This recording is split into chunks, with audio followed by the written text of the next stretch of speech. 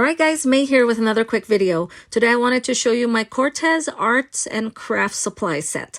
I just got this in the mail and I'm so excited to show you everything that is in this box. This is a massive set of more than 1,400 pieces. We have pom-poms, feathers, origami paper. There's also pipe cleaners of all colors, including the sparkly ones as well.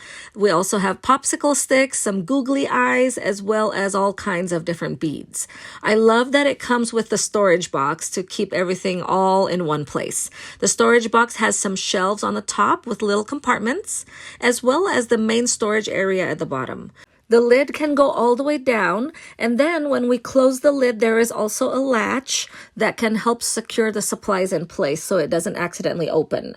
Once it is latched, I can carry the box around with the carrying handle on the top, so it is portable and we can take it with us wherever we want to do some craft activities. The kids love to make crafts, so they are very excited to start using this set. I love that it keeps them busy, and once they start a project, usually they are occupied for hours without having to look at their devices. If you are in the market for a complete arts and crafts supply set for kids or to use as a gift, then you definitely want to look into this.